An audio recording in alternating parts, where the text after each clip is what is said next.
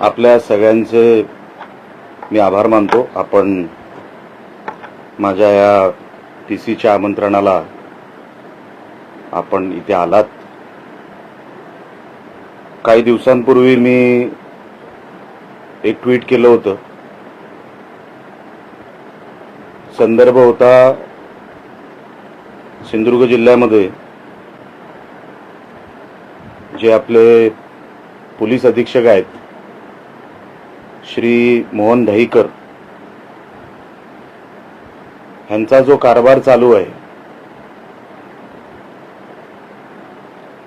आणि जिल्ह्याचं त्यामुळे जे काही नुकसान होत आहे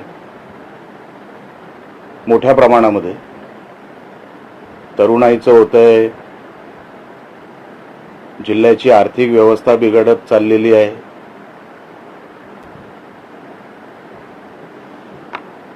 आणि या सगळ्या विषयांना अनधिकृत असेल, अनैतिक धंदे असतील, या सगळ्यांना मोहन दहीकर यांचा पाठिंबा कसा आहे असं सांगताना मी एक ट्विट केलं होतं. सन्माननीय श्री मोहन दहीकर हे आपल्या जिल्ह्यामध्ये 22 मे 2025 रोजी त्यांनी पदभार स्वीकारला.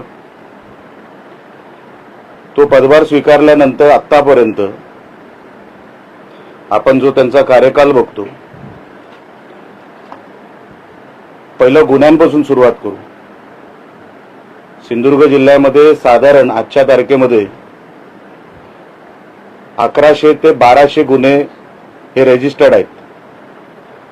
हे सांगायच्या अगोदर तुम्हाला असंही सांगितलं पाहिजे की मागच्या 2-3 दिवसापासून मी पोलीस डिपार्टमेंटकडून काही माहिती मागून घ्यायचा प्रयत्न केला, तर अचानक ते अधिकारी जे माहिती देणारे होते ते गायब झाले, सुट्टीवर गेले. त्यांची उत्तरं बदलली आणि ते काही सरळ उत्तर देऊ शकले नाहीत. मला त्यांच्यावरचं दडपण लक्षात आलं म्हणून मी त्यानंतर त्यांना डिस्टर्ब केलं नाही.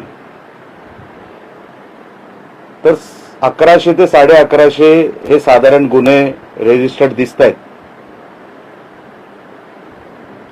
ह्याचं जर कन्व्हिक्शन रेट तुम्ही बघितलं, जे कन्व्हर्जन होतं क्राईम टू शिक्षा, क्राईम टू पनिशमेंट, आपल्या जिल्ह्यामध्ये मागच्या वर्ष दीड वर्षामध्ये हा जो रेट आहे हा लेस देन 20% आहे.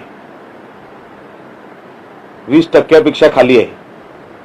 म्हणजे यांचा अर्थ काय होतो, केस रजिस्टर होते, कोर्टामध्ये दाखल होते, FIR दाखल होतो, ऍडजस्टमेंट होते आणि ज्याच्यावर केस होते तो बाइज्जत बरी होतो. ह्याला म्हणतात कन्व्हिक्शन रेट आणि त्याच्यावरचं कन्व्हर्जन. म्हणजे ज्या जिल्ह्यामध्ये कन्व्हर्जन हे 20% कमी आहे, गुन्हे रजिस्टर्ड आहेत, अनेक अजून प्रलंबित आहेत, त्याचा अजूनपर्यंत कुठे काही शोध नाही, त्याचा अजूनपर्यंत काय चाललंय आम्हाला माहित नाही. कोर्टामध्ये जेव्हा हे सगळे गुन्हे जातात ते कन्व्हर्टच होत नाही. काही किरकोळ लोकांना शिक्षा होते, जे ऍडजस्टमेंट करत नाहीत त्यांना शिक्षा होते. असे हे 20% खाली आपल्या जिल्ह्यामध्ये. आणि माझ्याकडे प्रत्येक तालुक्याची आकडेवारी आहे, पण ती आकडेवारी सांगून तुमचा मी वेळ घेणार नाही. तुम्हाला कधी ती आकडेवारी जी माझ्या हाती लागली आहे ती तुम्हाला हवी असेल, मी तुम्हाला तो सेपरेट पेपर आहे पत्रकार परिषदेनंतर तुमच्या समोर ठेवतो. म्हणजे प्रत्येक तालुक्याचे तुम्हाला किती गुन्हे झालेत त्याच्यावरती आता ते त्यांचं काय होतंय ही सगळी आकडेवारी तुम्हाला मी देतो. हा झाला कन्व्हर्जन म्हणजे क्राईम टू पनिशमेंट. ह्याचा रेट आपल्या जिल्ह्यामध्ये लेस देन 20% आहे, तुम्हाला मी सांगितलं. त्यावरूनच पोलीस डिपार्टमेंट, माझा खरं तर पोलीस डिपार्टमेंटवरती काही आक्षेप नाही. जेव्हा पोलीस डिपार्टमेंटचा बॉस तो ठरवतो की डिपार्टमेंट कसं चालवायचं, जर वरचा प्रमुखच पोलीस एक फार मोठं ही रॅकेट आपल्या जिल्ह्यामध्ये आज सगळीकडे आपल्याला दिसते आणि हे प्रत्येकाला माहिती आहे, गावागावात आहे. आता मी ही जी बनावट दारू बॉर्डरवरून क्रॉस होते, गोवा बॉर्डरवरून आपल्या राज्यात येते. तुम्हाला मी तारखा सांगतो. ह्या ज्या गाड्या पकडल्या गेल्या, या कुठल्या तारखेला पकडल्या गेल्या आणि कुठे पकडल्या गेल्या, गोवा राज्यातून आलेल्या. 30 जुलै 2025 अणसुरा येथे दारू जप्त, तालुका राजापूर. 16 जुलै 2025 दारू पकडली गेली, तालुका राजापूर. 3 सप्टेंबर 2025 पन्हाळे सौंदळ येथे पकडली गेली. 2,11,00,000ची दारू पकडली गेली, तालुका राजापूर. 28 डिसेंबर 2025 दारू पकडली गेली, तालुका राजापूर. 5 डिसेंबर पकडली गेली, तालुका राजापूर. 10 मे 2025 बनावट दारू पकडली गेली, तालुका राजापूर. 25 मे 2026 दारू पकडली गेली, तालुका राजापूर. 26 मे 2026 13 लाखांची दारू पकडली गेली, तालुका राजापूर.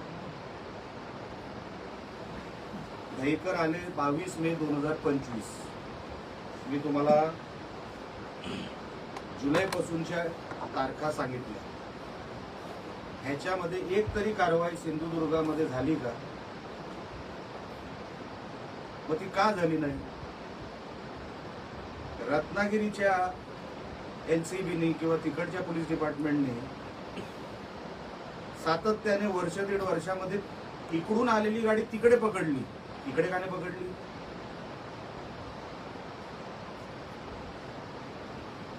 म्हणजे यांचं रॅकेट आहे. इतक्या वेळेला दारू पकडली गेली, एकदाही सिंधुदुर्गात पकडली गेली नाही मागच्या 1.5 वर्षात.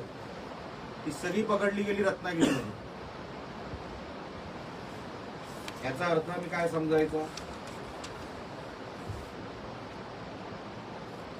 त्याच्यावर मी नंतर येईल की नेमका हप्ता किती जातो. पुढे गांजा आणि ड्रग्ज. आता गांजा आणि ड्रग्ज सप्लाय करणारे आणि त्यांच्यावरती झालेली कारवाई ही 2025 पासून ते 2026 पर्यंत कुडाळ, कणकवली, कुडाळ, मालवण, कुडाळ, पिंगोळी, कुडाळ, कवळीकट्टा ही 7 ते 8 वेळा कारवाई झाली. सकाळी पकडले, संध्याकाळी सोडून दिली, दुसऱ्या दिवशी सोडून दिली.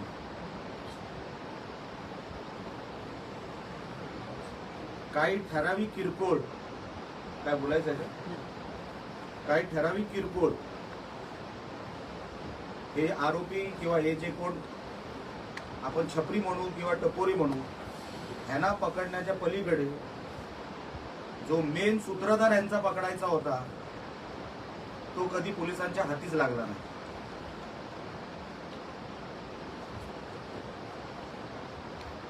दोन 5, 15-20 यांची ठरलेली पोरं, त्यांच्यावरच कारवाई.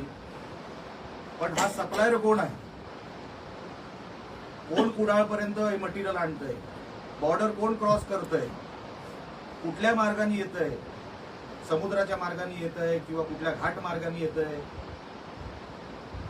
ह्याचा शोध 1.5 वर्षामध्ये झालेला नाही. इन्व्हेस्टिगेशन की चला हा पकडला गेला, पण तुला दिला कोणी? तो मेन सप्लायर कोण? त्या सप्लायरचं नाव अजूनपर्यंत पोलीस रेकॉर्डमध्ये नाही. पोलिसांनी रेकॉर्ड बनवायचा प्रयत्न देखील केलेला नाही. मी शोधतोय की असा कोणतरी एक सूत्रधार पोलिसांना भेटला आहे का की साहेब हा पकडला तर आपलं हे रॅकेट बंद होतं. चिरीमिरी कोणतरी पकडायचे, चिरीमिरी कुठली तरी कारवाई करायची आणि दाखवायची की आम्ही कारवाई केली आहे. ह्या ड्राम्याच्या पलीकडे पोलिसांनी मागच्या 1.5 वर्षामध्ये काही केलेलं नाही. त्यानंतर आली गोहत्या, गो तस्करी.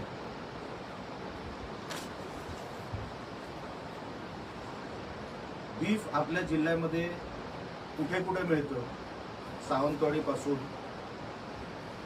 ते जग जाहीर आहे. कुडाळमध्ये एक कसाई आहे, त्यांनी तर आता ती काय कटरच आणलेली आहे. मखदूम पीआय जेव्हा होते, मी त्यांना स्वतः फोन करून सांगितलं होतं की अशा कत्तलखान्यांवर, अशा व्यक्तींवर तुम्ही मोका का लावत नाही. अजूनपर्यंत जिल्ह्यामध्ये गो तस्करीवर मोका लागलेला नाही. मी सरकारचं अभिनंदन करतो की आता मोका अधिकृत केलेला आहे गो तस्करीमध्ये. अजूनही कुडाळमध्ये, सावंतवाडीमध्ये बीफ विकलं जातं. मस्जिदीच्या बाहेरचे स्पीकर मोठ्या प्रमाणामध्ये फुल व्हॉल्यूम मध्ये वाजवले जातात. एसपी ना आम्ही तक्रार करून सुद्धा एसपी त्याच्यावरती काही कारवाई करायला तयार नाही. आमच्या काही संघ परिवाराची लोक रेकॉर्डिंग मला पाठवतात रोजची, ती जी बांग त्या लोकांची जेव्हा सुरू होते, पाहिजे तर तुम्हाला मी रोजची ते जे स्पीकर मध्ये जी व्हॉल्यूम असते ते तुम्हाला मी ऑडिओ क्लिप पाठवू शकतो. रोजची तक्रारी करून सुद्धा आमच्या हिंदूंना त्रास होतोय, तक्रार होते, तरी पोलीस दुर्लक्ष करतात. बीफ ट्रेड होतो आपल्या जिल्ह्यामध्ये, पोलीस दुर्लक्ष करतात. एकही कारवाई, तुम्ही सगळे प्रोफेशनल आहात, गोमातेची गाडी ही पोलिसांनी पकडलेली एक तरी घटना मला तुम्ही मला सांगायची की ही कारवाई पोलिसांनी, गोरक्षकांनी पकडलेली गाडी नाही म्हणत आहे, आणि नंतर ती पोलिसांच्या ताब्यात दिलेली गाडी म्हणत नाही. ही गाडी पोलिसांनी पकडली, ह्याच्यात तस्करी होत होती आणि ती पोलिसांनी पकडली आणि त्याच्यावर कारवाई केली. अशी एक गाडी आणि एक गाडीचा नंबर मला पत्रकार आमच्या सगळ्या कुठल्याही आमच्या मोदयांनी दिलेला, आणि मला माझा मुद्दा खोडून काढलेला मला चालेल. पण एक कारवाई, एक गाडी ही पोलिसांनी पकडली आणि त्याच्यावरती ही कारवाई झाली, अशी एक गाडी गो तस्करीच्या विषयामध्ये मला आपण कोणी मला सांगावी, माझ्या शोधण्यात कुठे मला सापडलेली नाही. दहीकर यांचा कारभार हा फक्त ग्राउंडवर व्हिजिलन्स ठेवणं, पोलिसिंग करणं, पेट्रोलिंग करणं ह्या पुरता मर्यादित नसावा. कारण का मी कधी पोलिसांचा युनिफॉर्म घातला नाही, मला त्यांची प्रोसिजर डीपमध्ये माहीत नाही. पण जिल्ह्यात जेवढी पदं आहेत पोलिसांची, माझ्या रेकॉर्ड प्रमाणे 1163 पदं आहेत. 1.5 वर्षामध्ये ती पदं भरण्याचा तर प्रयत्न झाला नाही. काही लोकांनी, म्हणजे काही अधिकाऱ्यांनी, पोलीस अधिकाऱ्यांनी इकडून बदली घेऊन दुसऱ्या जिल्ह्यात गेली. आता पदं आपल्याकडे जवळपास 482 आहे. म्हणजे वर्कफोर्स हा 50% पेक्षा कमी आहे पोलीस डिपार्टमेंटचा आपल्या जिल्ह्यामध्ये. ही जबाबदारी कोणाची आहे? एसपींची नाही आहे. दोडा मार्गामध्ये रबर प्लांटेशनच्या नावाखाली परप्रांतीय लोक येऊन तिथे गांजा उगवत आहेत. स्थानिक जाऊ शकत नाही भीतीपोटी, कोणी जाऊ शकत नाही भीतीपोटी. तो एरिया असा वेगळा पाकिस्तान केल्यासारखाच झालेला आहे.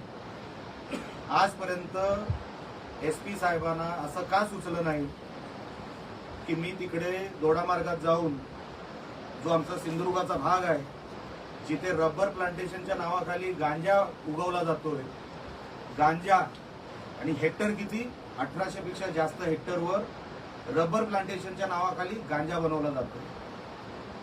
आता तिथे वेगवेगळे ड्रग्ज बनवले जातील, माहित नाही, कारण का तिथपर्यंत कोण गेलंच नाही. सगळ्यांना बाहेरून संशय आहे, हे काम कोणाचं आहे? पोलिसांचं आहे. आतमध्ये तुम्हाला रेड मारायची होती तर इतक्या वर्षापासून, 1.5 वर्षापासून कशासाठी थांबलेलं होतं?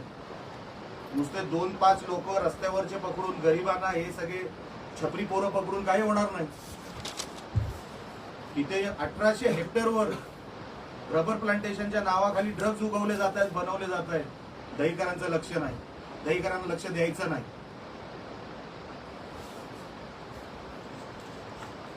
आता येतो मी LCB वर.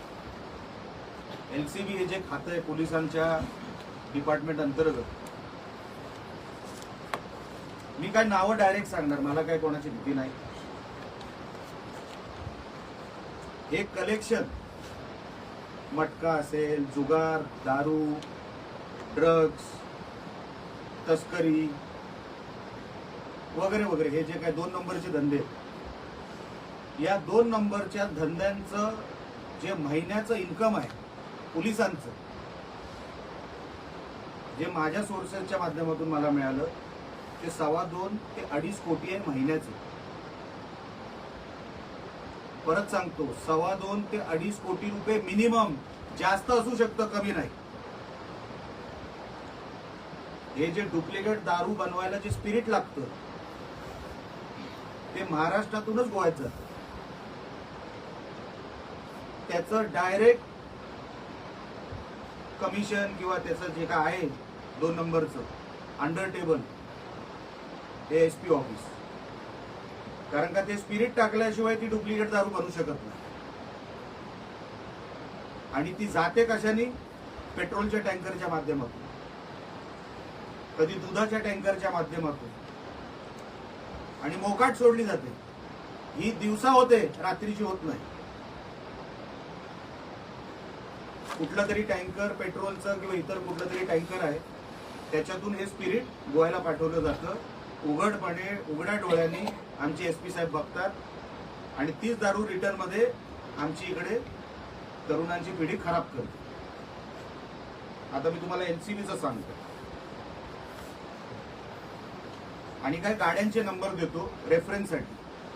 जर पोलिसांनी ह्याच्यावरती ऍक्शन घेतली नाही तर मी तर ठरवलंय दर 15 दिवसांनी पोलीस विभागावरच एक पत्रकार परिषद मी घेणार. आणि जोपर्यंत हे असे निष्क्रिय अधिकारी, दहीकर, माझा आरोप हा दहीकरांवरच आहे, हे असे निष्क्रिय अधिकारी, भ्रष्टाचारामध्ये बरबटलेले अधिकारी आमच्या जिल्ह्यामध्ये मी असेपर्यंत, आणि मी ही तक्रार सन्माननीय पालकमंत्री साहेबांकडेही करणार आहे, सन्माननीय राज्याचे मुख्यमंत्री देवेंद्र फडणवीस साहेबांकडे करणार आहे, उपमुख्यमंत्री सन्माननीय एकनाथ शिंदे साहेबांकडे करणार आहे, आणि खासदार साहेबांकडे पण करणार आहे, की असे अधिकारी, मी पण युती सरकारचा एक भाग आहे, जोपर्यंत असे अधिकारी प्रशासनामध्ये असतील आपलं सरकार बदनाम होईल. आपण बदनाम होतोय या अशा अधिकाऱ्यांमुळे. ते जे आई वडील रडतात ते सरकारला शिव्या घालतात, पोलिसांना नाही घालत. म्हणून आपण सगळे, मी पण या युती सरकारचे घटक आहे, मी पण तेवढाच बांधील आहे या सरकारमध्ये. पण माझा विश्वास आहे या जिल्ह्याचे पालकमंत्री, सन्माननीय मुख्यमंत्री आणि सन्माननीय उपमुख्यमंत्री आणि खासदार साहेब मला या विषयामध्ये न्याय देतील, आणि अशा अधिकाऱ्याला लवकरात लवकर या जिल्ह्यातून त्याची हकालपट्टी करतील. खरं तर माझं म्हणणं आहे, अशी व्यक्ती ही पोलीस फोर्समध्येच नको, पोलीस फोर्समधून पण यांची हकालपट्टी झाली पाहिजे, ही माझी मागणी आहे. आणि मी ती जेव्हा सन्माननीय मुख्यमंत्री साहेबांकडे आणि बाकी या सगळ्या नेत्यांकडे मी बसेन, तेव्हा मी माझी भूमिका तिकडेही मांडीन, आणि लवकरात लवकर हे असे दहीकरांसारखे अधिकारी आमच्या जिल्ह्यात नको, हे मी सांगायचं काम तिकडेही करेन. LCBचं सांगत होतो. LCB मध्ये बांदा चेकपोस्ट वरून सावंतवाडी मार्गे ही दारू वाहतूक होती. आता LCB खात्याचे, मला कोणाचंही कॅरेक्टर असॅसिनेशन करायचं नाहीये, मी तुम्हाला नावाचे 2 अक्षरं देणार, पुढचा शोध तुम्ही लावायचा. LCB मध्ये हा अधिकारी कोण, किंवा शेवटचं नाव देतो. LCB मध्ये एक राठोड आहे आणि एक डिसोजा आहे. जिल्ह्यामध्ये जेवढी दारू इकडे तिकडे जी काय फिरवली जाते, पसरवली जाते, डिस्ट्रीब्युशन होतं, त्याचे हप्ते जमा करायचं काम ह्या LCBच्या 2 अधिकाऱ्यांकडे आहे प्रामुख्याने. राठोड हा SP साहेबांच्या अतिशय जवळचा आणि लाडका अधिकारी.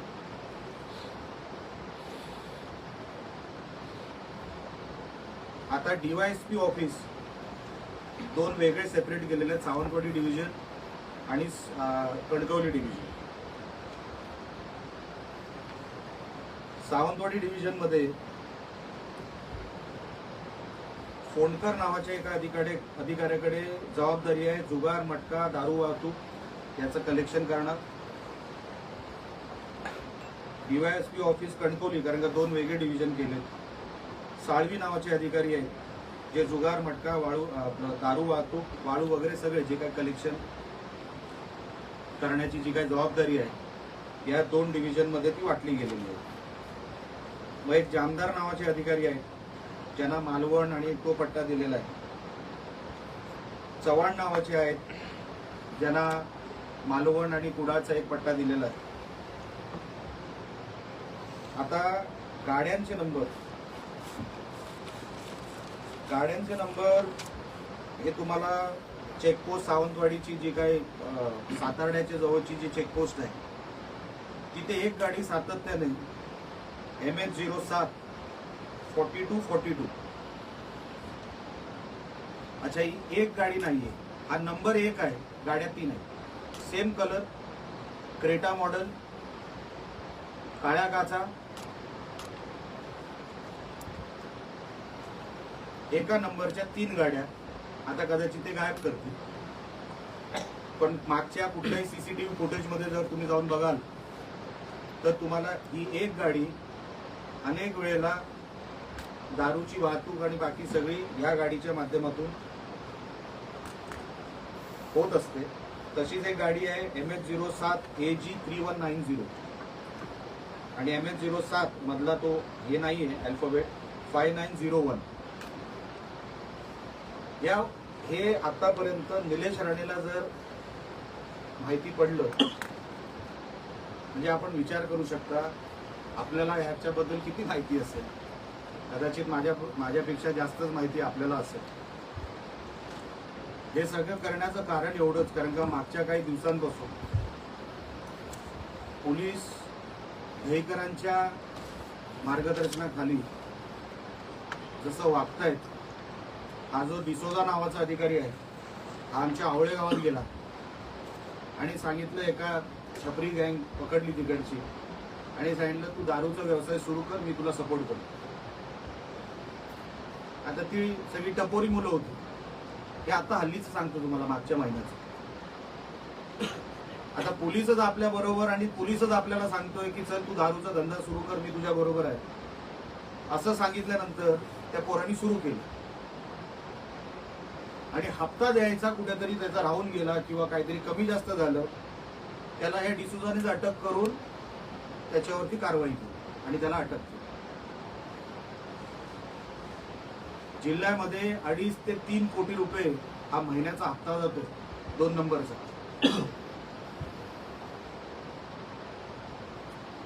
त्याचे 4 स्टेज आहेत: बीट अंमलदार, police station, LCB office, SP office.